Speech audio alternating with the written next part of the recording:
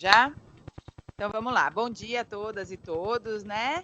Eu sou a Sucelane, estou como professora coordenadora do Núcleo Pedagógico. Primeiramente, eu gostaria de agradecer imensamente a professora Paloma, professora doutora Paloma Chaves, né, por se dispor a nos auxiliar nessa tarefa do nosso ATPC. Agradecer a oportunidade do nosso contato e agradecer o trabalho que vocês já vêm realizando.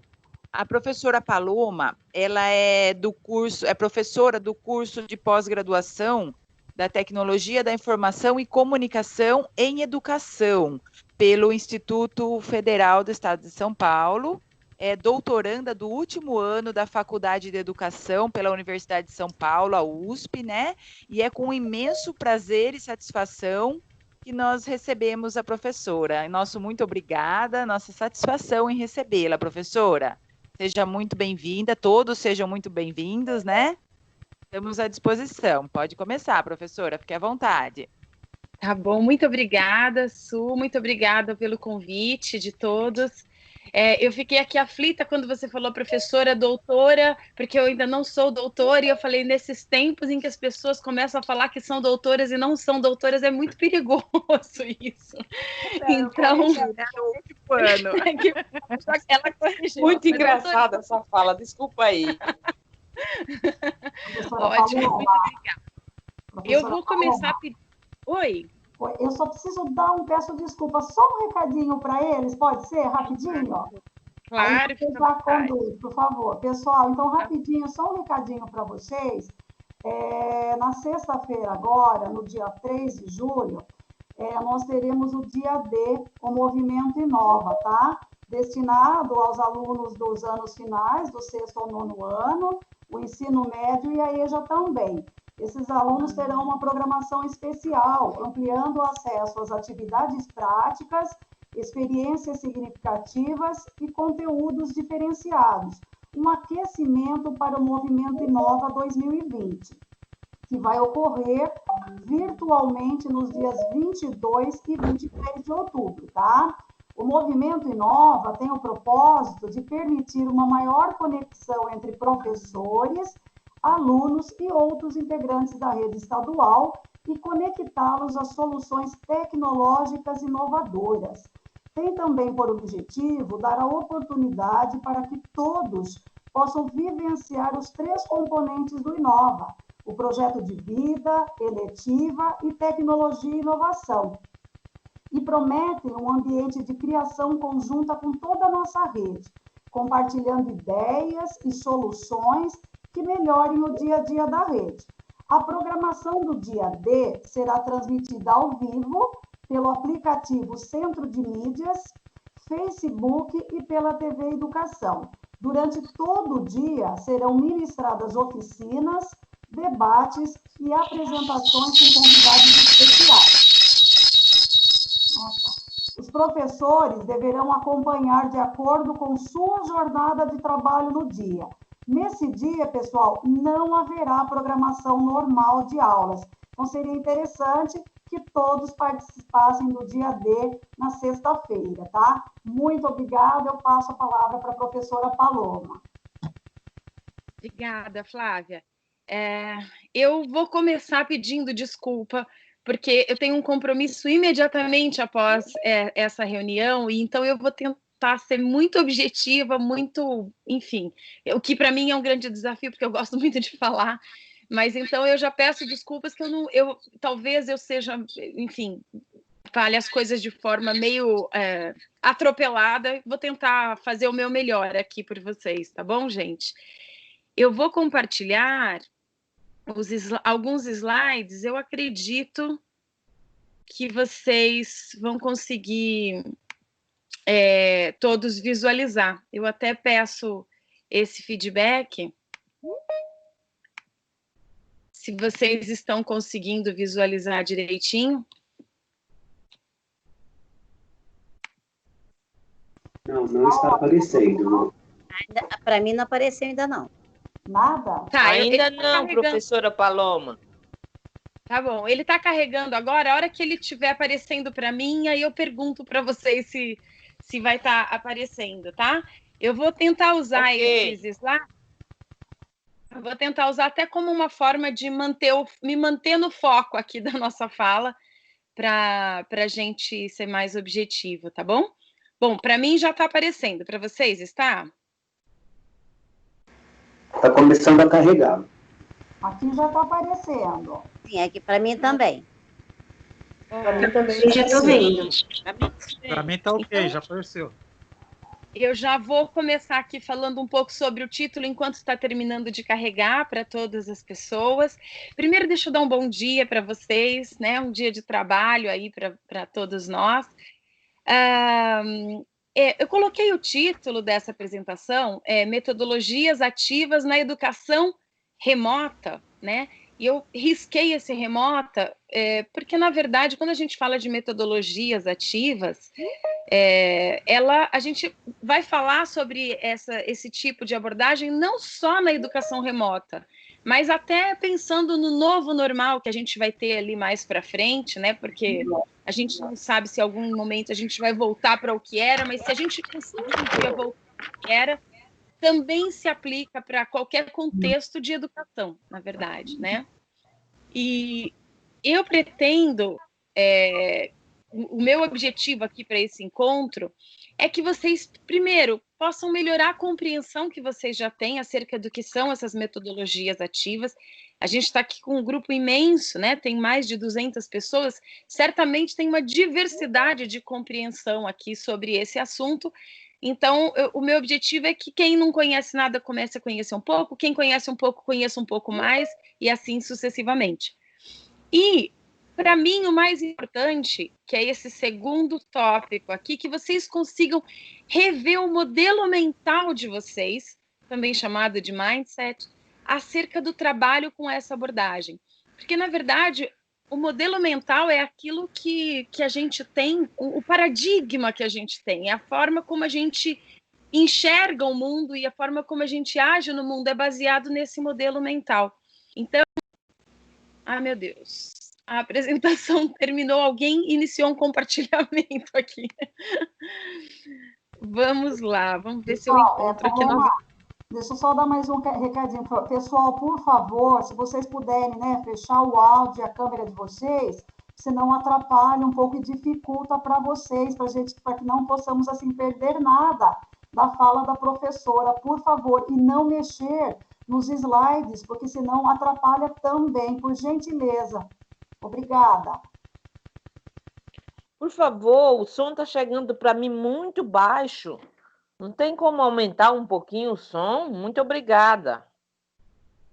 É só clicar no volumezinho ou do celular, ou colocar um fonezinho de ouvido, se tiver no celular, ou naquele microfoninho do lado, se for no computador. É uma coisa muito importante. Eu estou no celular e já estou com todo o volume, então a solução seria um fone de ouvido, né? Isso, o fone de ouvido fica mais alto. Eu vou pedir para que ninguém clique lá em assumir o controle também, porque se assumir o controle naquele botãozinho ali embaixo, acaba tirando o slide da professora. Eu não estou conseguindo ver o slide. Professora Marta. Eu acho que ninguém está, professora.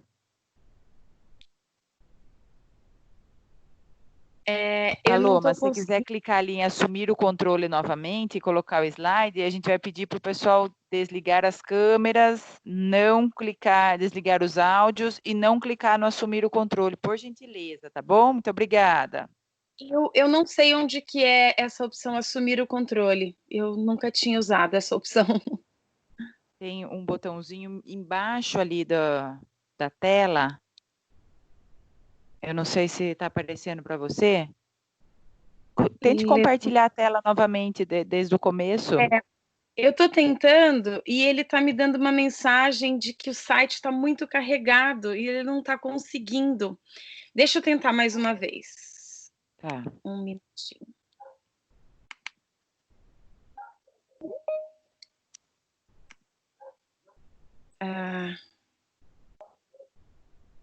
Vamos lá, ele está subindo novamente. Eu vou continuar aqui falando enquanto ele está falha no carregamento do arquivo. Ah, meu Deus.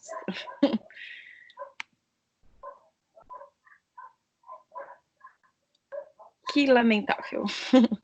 Vamos lá, eu vou tentar mais uma vez.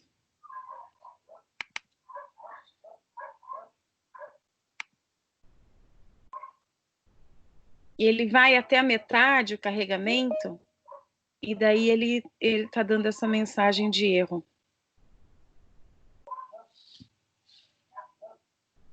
Pessoal.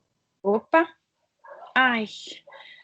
De novo, quase. Ele tinha avançado um pouco mais e aí ele parou. Alguém compartilhou a tela. Está aparecendo para nós aqui a tela. Alguém mexeu na tela. Isso está causando essa confusão.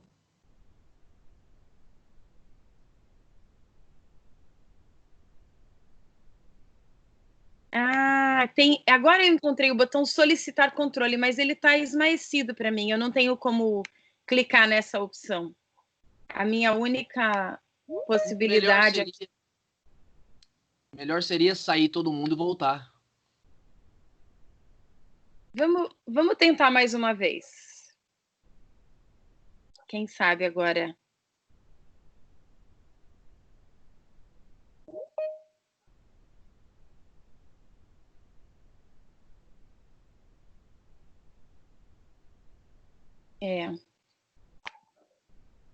Gente, bom dia. A Késia falando aqui. Espera lá. Quem que subiu a tela a primeira vez? Foi a professora? Foi a Paloma que subiu? Eu acho que foi sim, Késia. Eu acho que sim. Tá, então vamos lá, vamos tentar solucionar aí. Paloma, na sua tela tem alguma coisa tipo terminar a apresentação? Porque alguém está compartilhando a tela. Eu tenho a impressão que é você, que você está compartilhando a sua tela de trabalho. Então, mas não sou eu, não. Não é? Eu estou vendo que tem... Não, eu estou aparecendo nessa tela, mas não sou eu. Não é a minha tela que está compartilhada. Até porque não é isso que está aparecendo na minha tela. Talvez seja a Natasha. Estou vendo um nome aqui em cima. Natasha Andrade. Por favor, parar a apresentação. Ela tem que abrir mão do controle. Isso, agora acho que parou. Agora parou. A Natasha parou. Agora a Paloma acho que consegue subir. Bom trabalho para vocês. Vamos ver, acho que vai dar certo. Muito obrigada pela ajuda. De nada.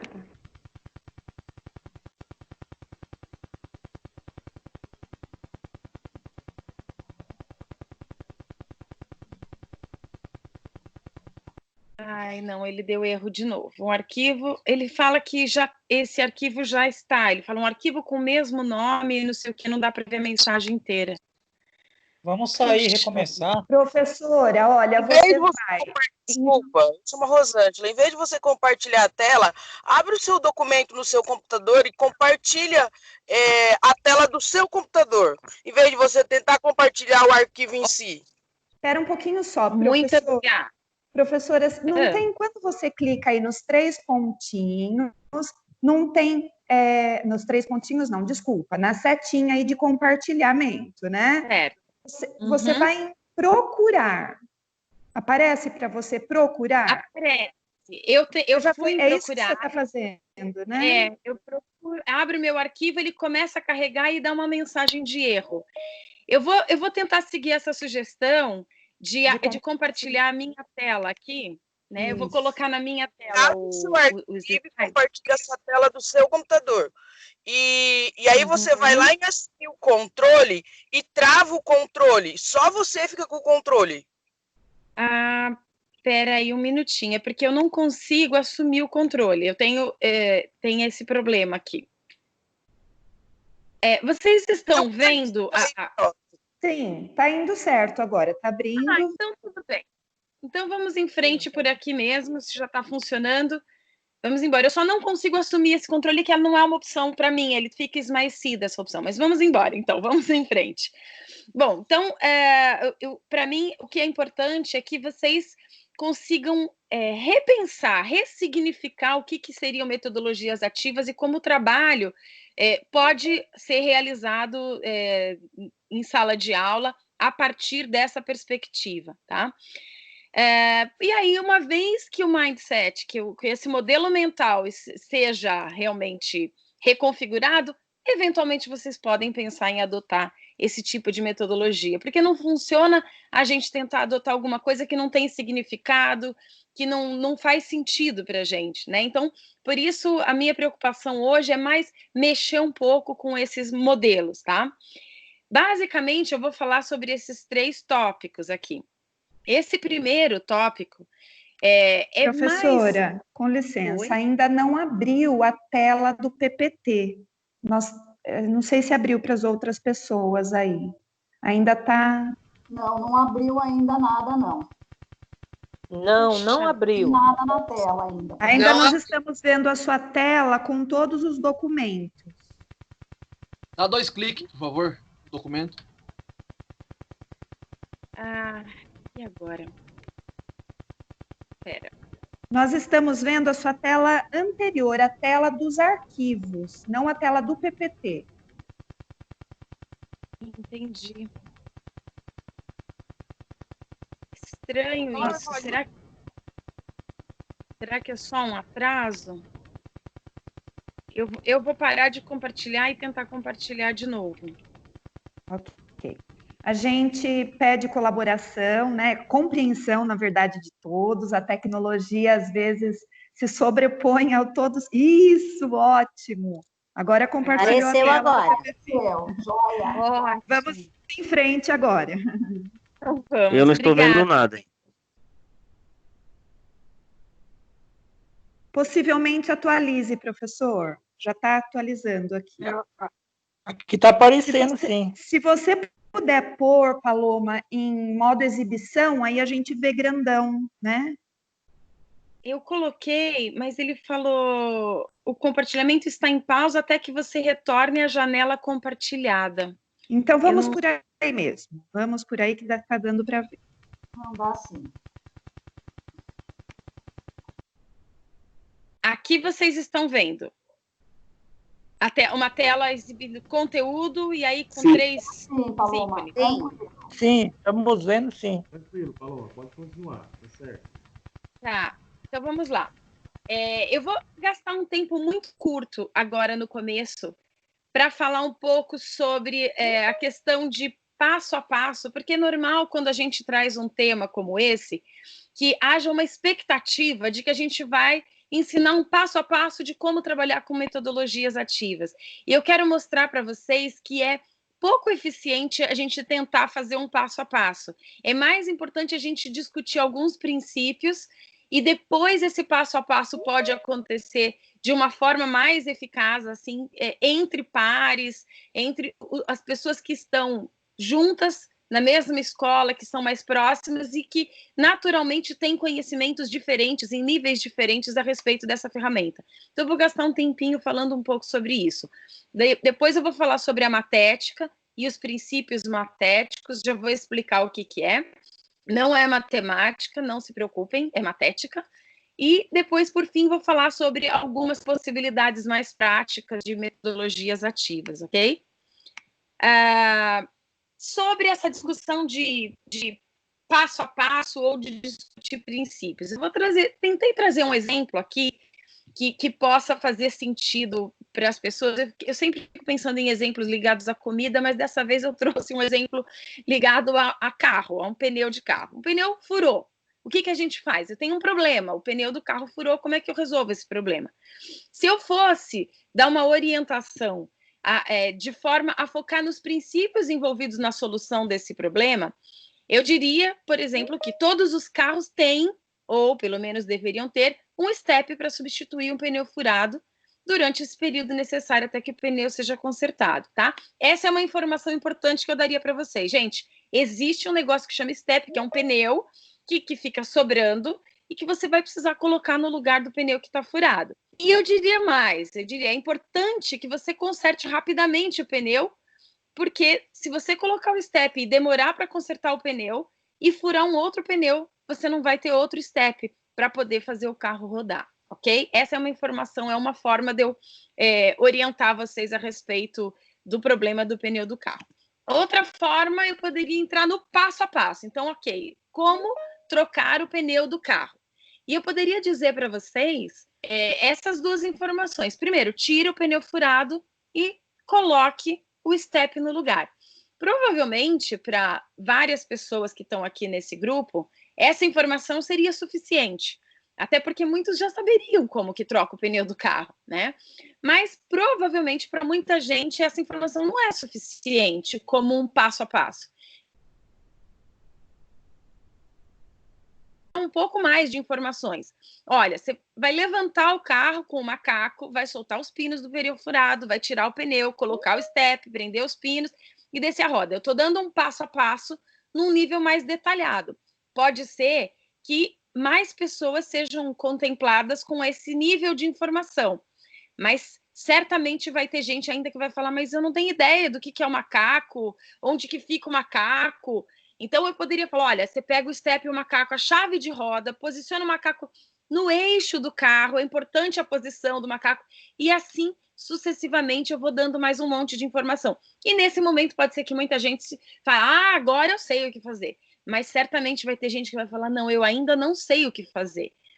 Então, o que eu quero mostrar com isso? Que é muito difícil, num grupo de 5 pessoas, que eu forneça informações de passo a passo que contemple a singularidade de cada pessoa. Imagina num grupo de 250 pessoas, né? É simplesmente impossível. E quando a gente tenta fornecer um passo a passo num contexto assim, é muito frustrante.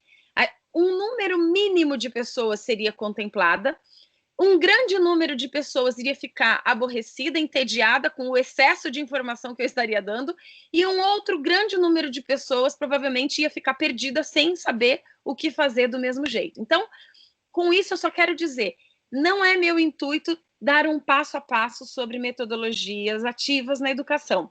A gente vai discutir alguns princípios e algumas possibilidades, e daí eu acredito muito nessa formação entre pares, essa formação que acontece no dia a dia mesmo, e aí eu queria incentivar vocês, nesse segundo momento, depois de saber que possibilidades que vocês têm, que caminhos que existem, aí vocês pedem essa ajuda para os pares, o que é uma coisa muito saudável, a gente trabalhar junto. Professor, eu sou professora e por isso eu posso falar isso, o professor está muito acostumado a trabalhar sozinho, né?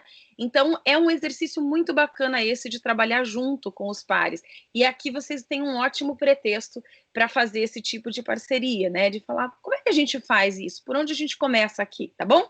Tudo bem? Até aqui eu só queria tentar mostrar para vocês que o foco da nossa conversa não vai ser um passo a passo, mas vai ser uma conversa um pouco mais orientadora, de uma forma um pouco mais ampla, ok?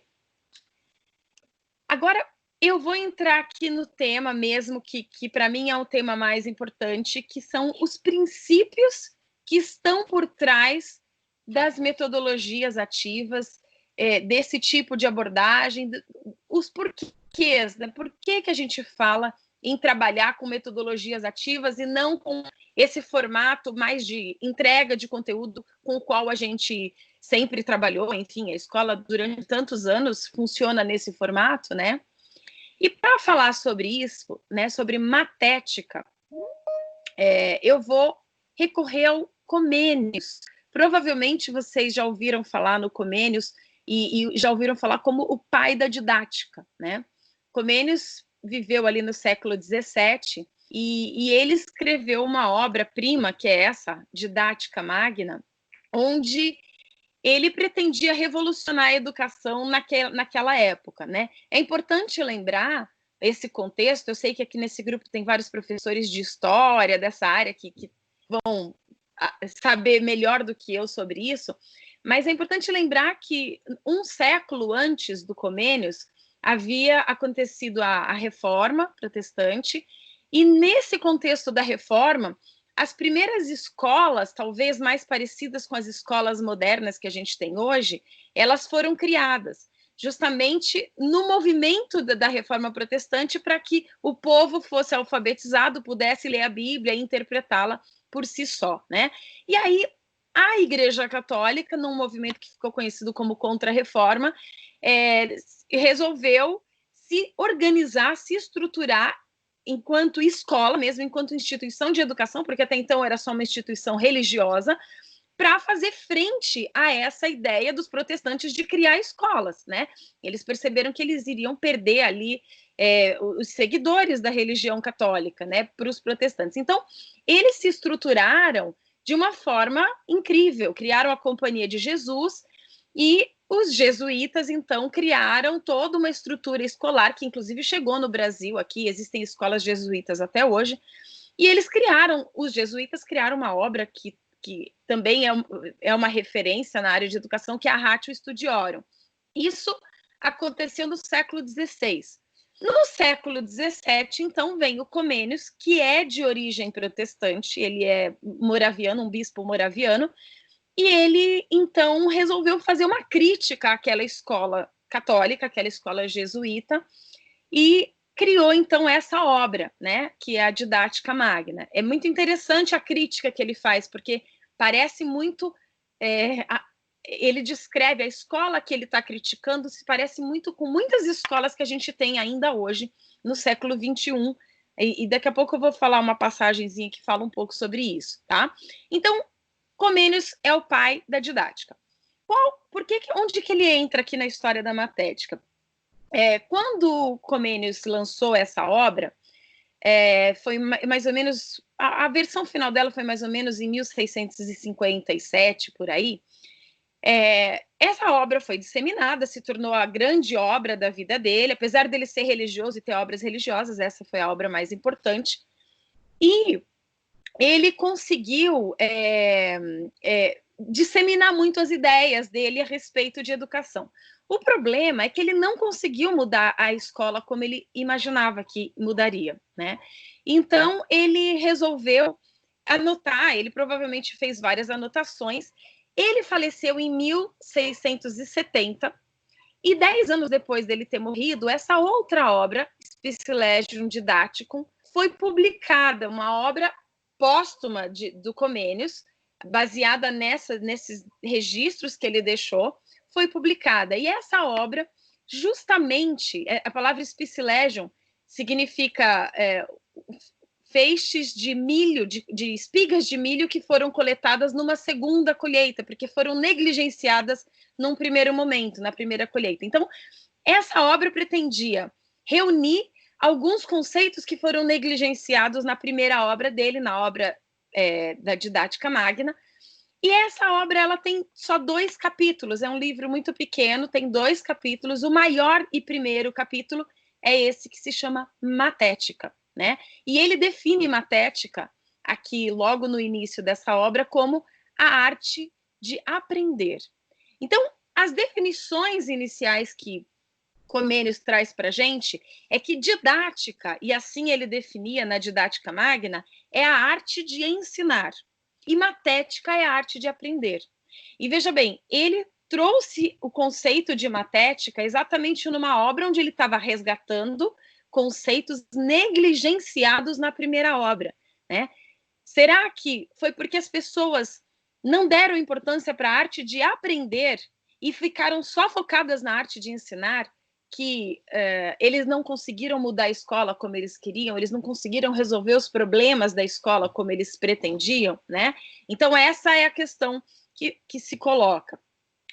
Essa distinção que eu estou fazendo sobre ensino e aprendizagem, a arte de ensinar e a arte de aprender, muitas vezes ela gera algum incômodo, porque tem muita gente que acha, que entende, que enxerga ensino e aprendizagem como sendo uma única coisa.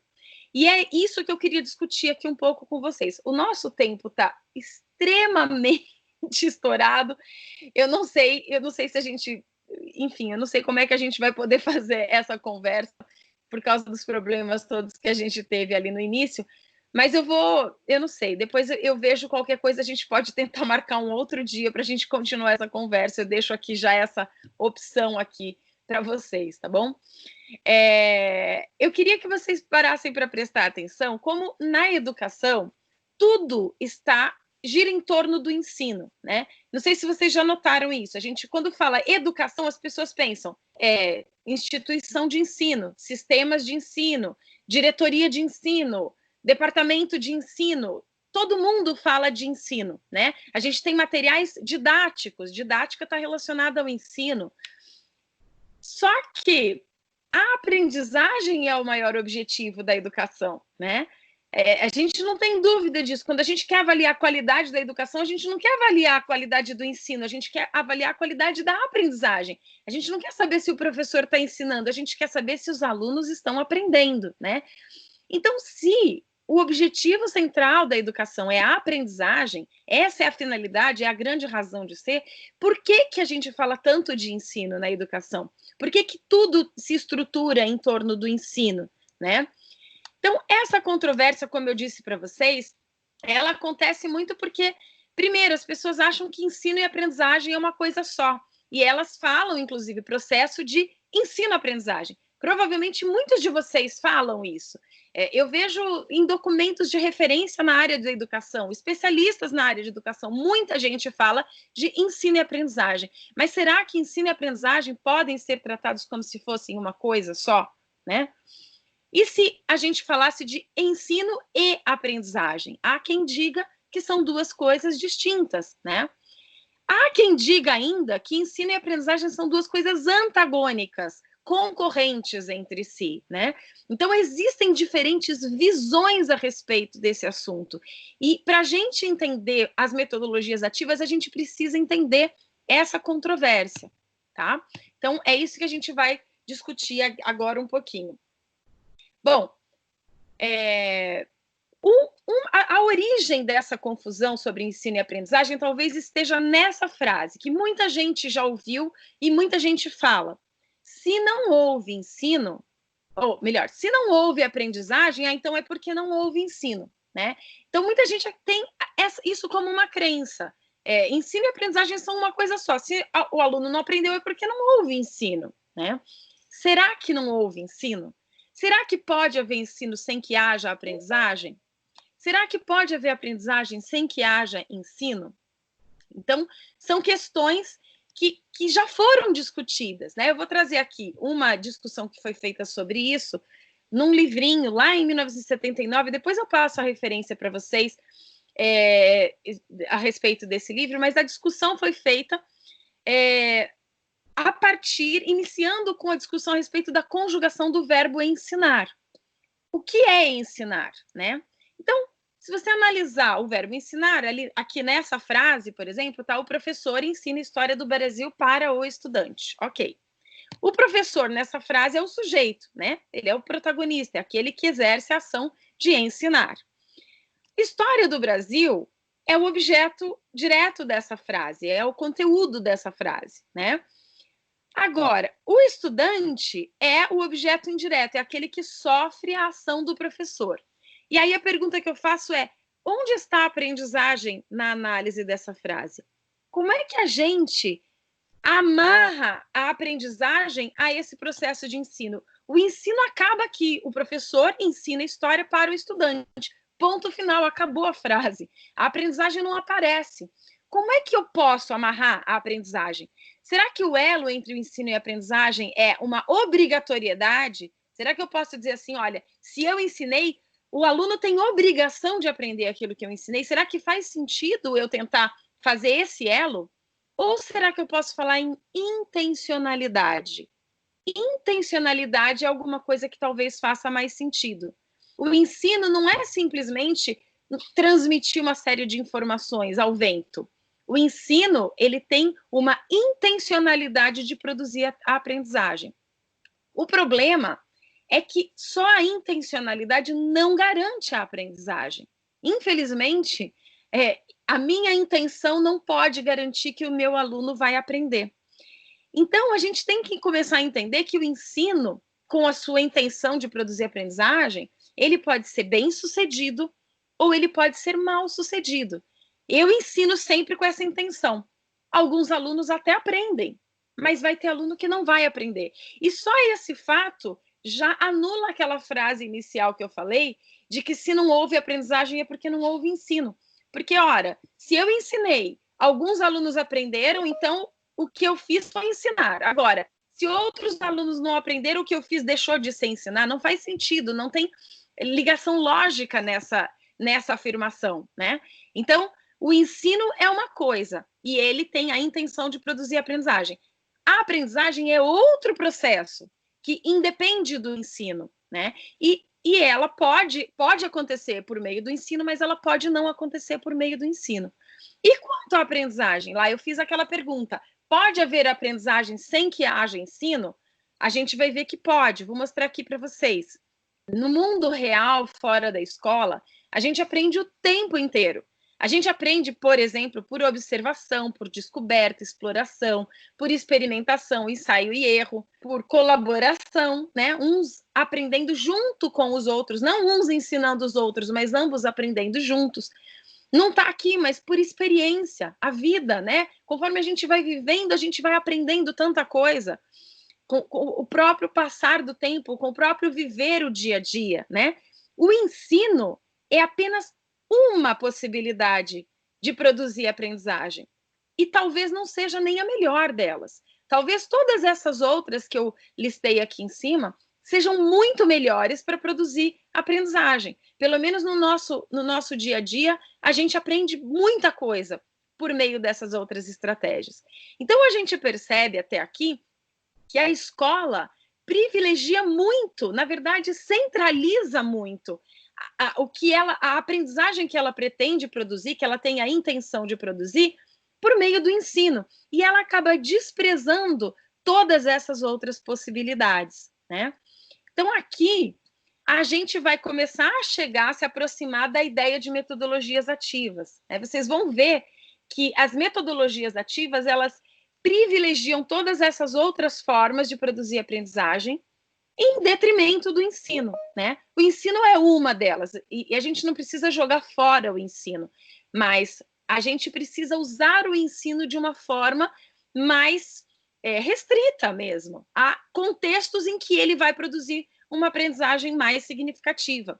E há contextos assim. Por exemplo, quando eu quero aprender sobre alguma coisa, quando eu estou interessada, buscando aprender, então eu tenho uma aula sobre aquilo e eu vou aprender muita coisa. Só que quantas aulas que nós damos para alunos que não estão interessados em aprender aquilo que nós estamos falando, né? E talvez por isso que os alunos não estejam conseguindo aprender tanto quanto nós gostaríamos que eles aprendessem. Então, se o ensino não vai ser o melhor meio para ajudá-los a aprender, que tal a gente começar a pensar em outras possibilidades que podem produzir aprendizagem mais significativa? Eu trouxe aqui duas citações que ajudam a gente a entender essa diferença entre ensino e aprendizagem, tá? Que vão ajudar a gente a fazer essa distinção. Na própria obra Didática Magna, aquela obra do século XVII, Comênios falava isso. A proa e a popa da nossa didática será investigar e descobrir o método segundo o qual os professores ensinem menos e os estudantes aprendam mais. Veja bem, se ensino e aprendizagem fosse a mesma coisa, se eu quero produzir mais aprendizagem, eu tenho que ensinar mais. E o que o Comênios está falando aqui é exatamente o oposto. Eu quero ensinar menos e eu quero que os alunos aprendam mais, tá? Então, aqui a gente já tem uma pista dessa distinção. Tem um outro educador, Bernard Charlot, ele é da Universidade de Paris 8, mas ele está no Brasil há alguns bons anos, ele casou com uma professora brasileira lá na Universidade Federal de Sergipe, e ele, num artigo dele, ele diz isso: o trabalho do professor não é ensinar, é fazer o aluno aprender. Ensinar não é a mesma coisa que fazer aprender, ainda que muitas vezes, para fazer o aluno aprender, o professor tenha que ensinar. Então, isso é uma questão importante, que eu queria que vocês refletissem sobre isso. Existe distinção entre ensino e aprendizagem. E o nosso objetivo é produzir aprendizagem. Vamos começar a pensar em outras possibilidades de produzir aprendizagem para além do ensino? É isso. Bom, a gente poderia entender isso a partir de dois paradigmas. Eu poderia chamar o paradigma didático, que é centrado no professor, que é um modelo único, um conteúdo único e centrado no ensino. E eu poderia falar do paradigma matético, que é centrado no estudante, que é personalizado de acordo com os interesses, os ritmos de aprendizagem, os estilos de aprendizagem, os talentos de cada um, e centrado na aprendizagem. Ok. Quando a gente pensa em dois paradigmas, isso pode gerar um incômodo, porque é uma mudança muito radical. Eu vou sair de um modelo e eu vou chegar até um outro modelo completamente oposto. Isso é uma coisa muito difícil de acontecer, embora esteja acontecendo, mundo afora tem muitas experiências dessa mudança de paradigma, mas o que eu quero propor para vocês é que vocês entendam isso como um espectro, não como dois polos, como um espectro, onde eu tenho num lado o ensino, um modelo de educação centrada no ensino, e no outro lado, um modelo de educação centrada na aprendizagem, tá?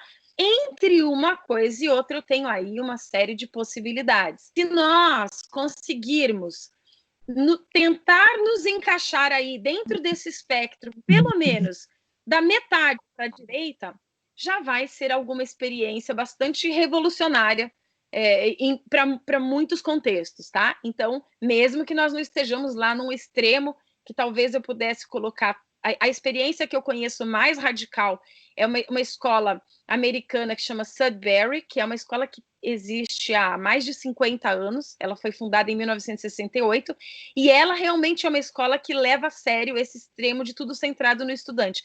Depois eu posso passar referência para vocês conhecerem essa experiência. Não existe professor nessa escola, não existe currículo nessa escola, ela é realmente muito radical. Ok, eu não preciso chegar nesse modelo, mas será que eu posso me distanciar do modelo centrado só no professor e chegar perto de alguma coisa mais próxima, enfim, de outras possibilidades? No século XX, Seymour Papert, que é um matemático do MIT, ele faleceu agora em 2016, ele resgatou esse termo matética. Nessa obra, ele é um dos precursores do trabalho com tecnologia na educação. Ele criou uma linguagem de programação para as crianças, que chama Logo, e foi ele que resgatou isso em 1980. Curiosamente, exatamente 300 anos depois do Spicilegium Didaticum ter proposto esse termo matética, né? E depois, em 1992, ele lançou essa outra obra, tem em português esses dois livros, e ele lançou tentando propor novamente a reflexão sobre o uso da palavra matética, porque 12 anos antes ele tinha proposto essa palavra e ele disse que não pegou, porque ele achou que não havia uma prontidão cultural, as pessoas não entenderam a proposta dele. Então ele aqui cria um novo livro, ele dedica um capítulo inteiro a discutir esse termo matética, que é a arte de aprender, né? E aí ele achou que em 92 o mundo estaria mais preparado, né? Curioso é que nós estamos em 2020 e em todos os lugares que eu vou, eu pergunto para as pessoas, vocês já ouviram falar essa palavra matética? E eu tenho certeza que se eu perguntasse para vocês aqui agora, quer dizer, perguntar eu posso, mas se eu pudesse ouvir as respostas de vocês agora, a maioria absoluta de vocês iria dizer, eu nunca ouvi falar essa palavra matética. Então a gente percebe que o Papert não foi feliz nas duas tentativas dele de trazer essa discussão. É lógico que o que importa aqui não é a palavra matética, mas são os conceitos que ele quer trazer para a educação. Ele quer trazer para a educação a centralidade da aprendizagem. Ele quer que a aprendizagem seja discutida. Se o aluno não está aprendendo, em vez da gente começar a pensar outras formas de ensino, ele quer que a gente pense em outras formas de aprendizagem. É isso que ele propõe, é essa que é a teoria dele aqui. Ele diz, por exemplo... Não vi. Estou aqui. Acho que tem algum microfone aberto aí. Ele diz, por exemplo, que a pedagogia, que a arte de ensinar sob seus vários nomes, foi adotada pelo mundo acadêmico como uma área respeitável e importante. Mas a arte de aprender é um órfão acadêmico. Simplesmente é ignorado. Na formação inicial, ninguém fala sobre a arte de aprender, ninguém fala nem sobre esse termo, né, que foi proposto pelo mesmo pai da didática, que é o termo matética. Poucas pessoas, inclusive, conhecem essa obra póstuma de Comênios, essa obra Spicilegium Didaticum, né? E isso fala muito para a gente a respeito disso. Por que a gente fala tão pouco de aprendizagem e fala tanto de ensino quando a gente fala de educação? Papert, ele propôs uma definição um pouco mais sofisticada de matética. Em vez de ser simplesmente a arte de aprender, ele propôs que matética é o conjunto de princípios norteadores que regem a aprendizagem. E esse tem sido o foco da minha pesquisa de doutorado, então eu tenho sistematizado esses princípios matéticos, né? Aqui eu tenho 9 princípios. Eu não vou conseguir discutir esses 9 princípios, já sabia que eu não ia conseguir discutir com vocês. Eu tinha selecionado 2 para discutir, o princípio da heurística e o princípio do construcionismo. Não sei se eu vou conseguir falar deles agora, tá? Mas eu acho que eu vou pular a heurística, vou deixar a apresentação, vocês vão poder ver, mas tem algumas coisas interessantes aqui para a gente falar. Eu vou falar do construcionismo, que é um dos princípios matéticos centrais do Papert. Ele diz que a construção que ocorre na cabeça, quer dizer, esse processo de construção de conhecimento que é abstrato, ele ocorre dentro da nossa mente, com frequência ocorre de modo especialmente venturoso quando é apoiada pela construção de um tipo mais público no mundo. Um castelo de areia, uma torta, uma casa Lego, uma empresa, um programa de computador, um poema, uma teoria do universo. Parte do que tenciono dizer com no mundo é que o produto pode ser mostrado, discutido, examinado, sondado, admirado. Ele está lá fora. Então, o que o Papert está propondo aqui é que a gente considere que quando a aprendizagem acontece apenas nessa dimensão abstrata, ela não acontece de forma tão venturosa, de forma tão eficaz, de forma tão efetiva, quanto quando ela é apoiada por uma dimensão concreta, onde eu posso aplicar essa construção abstrata no mundo concreto. Porque quando eu produzo alguma coisa a partir dessa dimensão abstrata, não só eu mesma posso ver aquilo que eu estou construindo, quer dizer, eu vou tentar trazer para um exemplo prático. Eu sei fazer um bolo, teoricamente eu sei fazer um bolo, eu li a receita, eu entendi a receita, eu sei fazer um bolo. Mas na hora que eu vou fazer o bolo, de fato, a experiência é completamente diferente. Só nesse momento é que eu vou saber se de fato eu sei fazer um bolo. E quando eu faço esse bolo, eu possibilito que não só eu mesma perceba aquilo que eu sei de fato e aquilo que eu não sei, e eu posso aperfeiçoar e fazer os ajustes de modo a aprender de fato a fazer o bolo, como eu ainda possibilito que outras pessoas apreciem isso que eu estou fazendo, possam me dar feedback para me ajudar a entender onde que eu estou errando, onde que eu posso melhorar, e possam também aprender comigo a respeito disso. Então, o que a gente precisa levar em consideração nesse princípio matético que ele traz é que a gente não pode se ater a apenas uma dimensão, que é a dimensão abstrata, que ocorre na cabeça. Se a gente quer produzir aprendizagem, a gente precisa levar em consideração essa outra dimensão concreta, onde as pessoas vão produzir coisas com aquilo que elas aprenderam de forma abstrata. E aqui entram as metodologias ativas, né? E se, em vez de trabalhar com aulas e exercícios, como é o padrão que a gente sempre fez a vida inteira, a gente começasse a considerar o trabalho com aprendizagem baseada em problemas, aprendizagem baseada em projetos, em desafios, né? Pensando num contexto de pandemia e pensando num contexto pós-pandemia, e se a gente aproveitasse os momentos de atividades síncronas agora que a gente tem com os alunos, e lá no futuro, os poucos momentos de atividades presenciais, porque provavelmente, especialmente no começo, não vai ser todos os dias que a gente vai ter aula com os alunos. Se a gente aproveitasse esses momentos, por exemplo, para lançar o problema, o projeto, o desafio, o que fosse, definir em conjunto as entregas que eles iriam fazer, os produtos que eles iriam produzir, esses concretos, né, que eles vão fazer no mundo, definir junto com os estudantes, critérios de avaliação, conhecer e acompanhar o cronograma de trabalho, problematizar, questionar, apreciar, aprender com os nossos estudantes sobre aquilo que eles estão produzindo, avaliar junto e até ofertar algumas aulas opcionais. Lembra, eu falei que o ensino ele é muito mais eficaz quando o aluno está interessado em aprender? E se a gente marcasse um dia uma aula e falasse, olha, eu vou dar uma aula sobre esse assunto que tem a ver com o projeto que vocês estão fazendo, quem tiver interessado vem assistir. Isso muda tudo quando a aula é opcional, né? Não é obrigatória. É só a gente se colocar no lugar do aluno, né? E saber que quando a gente vai participar de uma formação que é opcional e a gente escolheu, ela tem um significado, e quando a gente é obrigado, ela tem outro significado. Pode até ser que a gente aproveite alguma coisa, mas certamente a experiência é muito diferente, né? E se a gente começasse a experimentar essa possibilidade, né? E nas atividades assíncronas ou à distância, né? O tempo que o aluno está na casa dele, trabalhando sozinho, ele poderia dedicar tempo, porque tempo é um fator importante que a escola muitas vezes não dá para o aluno, porque na escola o tempo é muito limitado, tem aula disso, aula daquilo, tocou o sinal, acabou. E aí o aluno não tem tempo para se aprofundar em pesquisa, criação, elaboração, construção, produção, reformulação, uma vez que a gente vai dando feedbacks para os alunos, para eles poderem reformular aquilo que eles estão fazendo, enfim.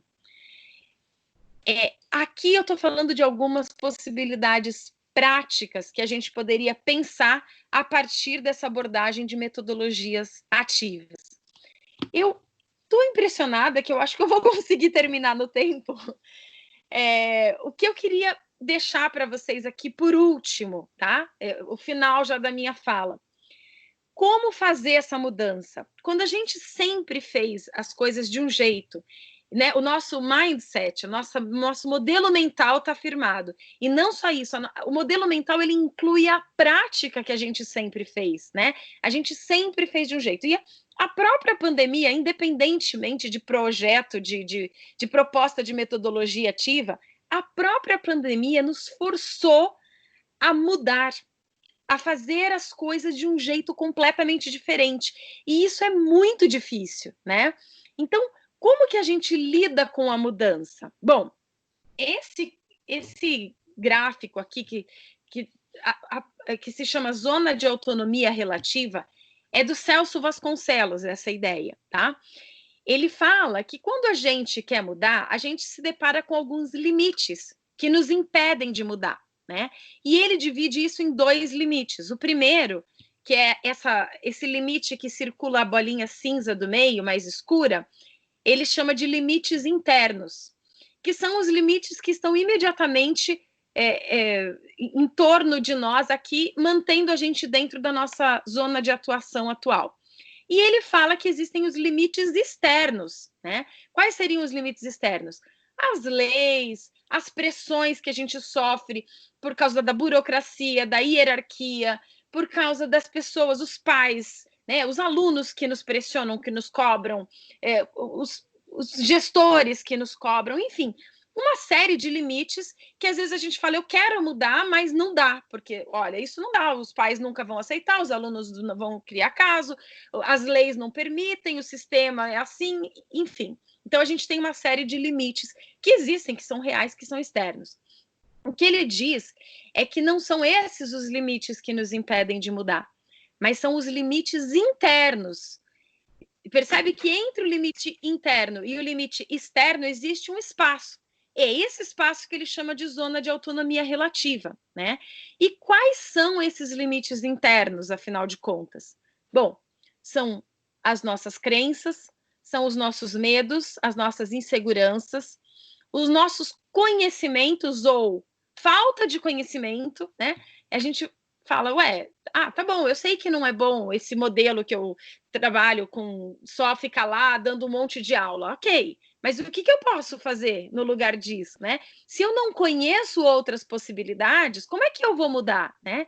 Então, o que ele diz é que, de fato, efetivamente, o que nos impede de avançar para essa zona em que nós temos uma autonomia, ainda que relativa, mas nós temos autonomia para fazer muitas coisas, são esses medos. E que quando nós temos coragem, eu estou falando de coragem mesmo, tá? De sair dessa nossa zona de atuação atual e avançar para essa zona de autonomia relativa, então nós começamos a descobrir que nós temos muitas possibilidades nessa zona. E mais do que isso, a gente começa a afetar os limites externos também, né? Não sei se vocês se lembram que antigamente era proibido usar celular dentro da escola, né? Tinha uma lei que proibia. E, de repente, essa lei foi alterada, né? Pode usar para fins pedagógicos, etc. Por que essa lei mudou? Essa lei mudou porque pessoas estavam usando o celular dentro da escola para favorecer a aprendizagem dos estudantes. Então, era um absurdo. Eu tinha que burlar, descumprir, desrespeitar uma lei para fazer uma aprendizagem, para produzir uma aprendizagem mais significativa para o meu aluno. Então, essas pessoas que estavam usando o celular, elas saíram dessa zona dela de atuação, avançaram na zona de autonomia relativa e, digo mais, avançaram pelo limite externo. E elas acabaram provocando uma mudança no limite externo. Então, quando a gente fala disso, a gente tem muitas coisas que a gente pode mudar. E veja bem, essa pandemia, que num primeiro momento a gente pode entender como uma coisa horrível. Bom, lógico, ela tem uma dimensão monstruosa, sem dúvida, né? Para a saúde pública, para a vida das pessoas.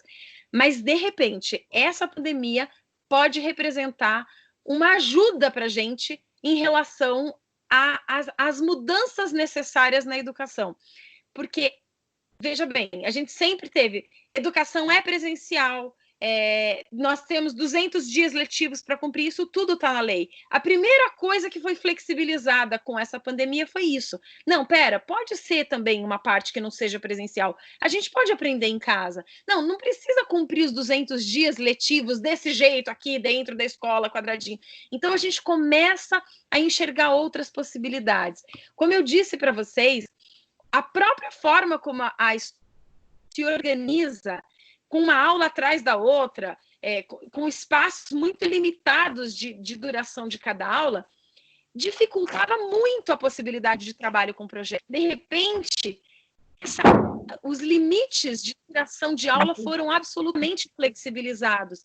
Agora se torna possível o trabalho com projetos. Agora a gente não tem um sinal tocando dizendo acabou, não podemos mais, né? Então, o que eu queria deixar de mensagem para vocês é que a gente tem muitas possibilidades. A gente precisa primeiro vencer esses nossos limites internos. E a partir daí, a gente pode descobrir que as metodologias ativas, elas, na verdade, não é que elas são uma opção, elas podem ser a melhor opção que a gente tem em tempos de pandemia e em tempos pós-pandemia, novo normal que a gente tem aí pela frente. É isso, gente. Não é esfoliador? Não, é clareador de espinhas. Ele deu presente para ela e ela falou, se ele me der presente, eu pago o negócio dele.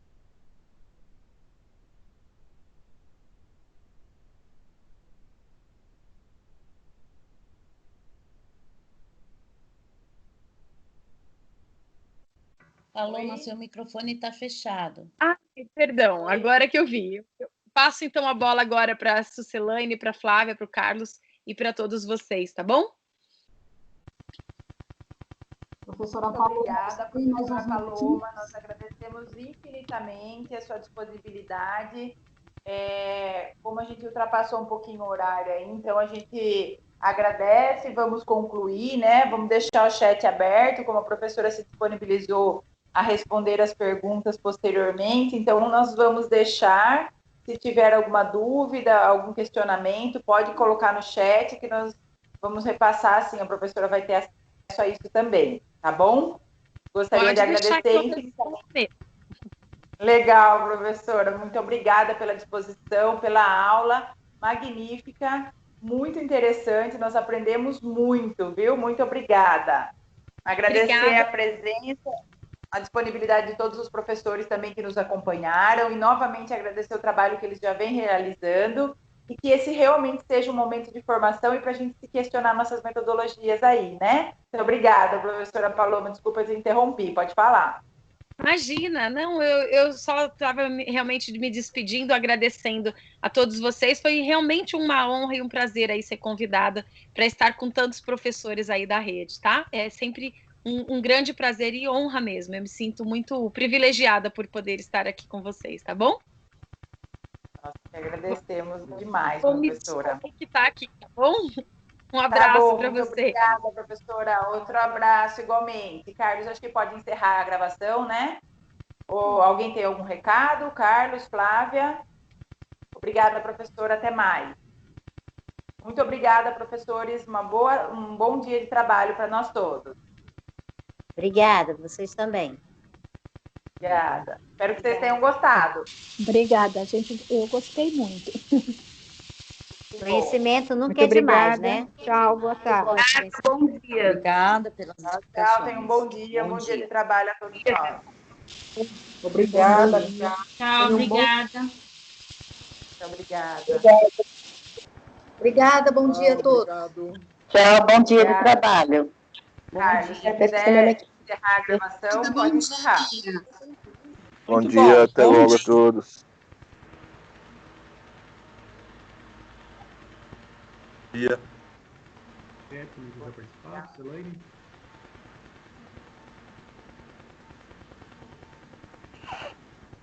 O que você quer? Você levou ele lá fora, Luizinho? E tem gente com o microfone aberto aí. Carlos, se você quiser encerrar a gravação. Chat, ninguém vai participar, será? Por gentileza.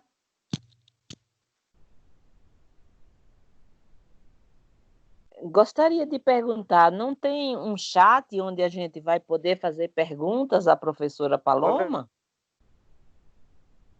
Oi, quem está falando?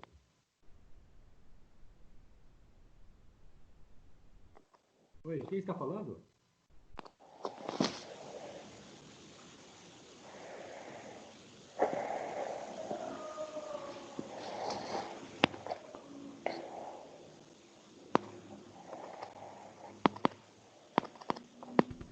Eu acho que a gravação não foi finalizada ainda.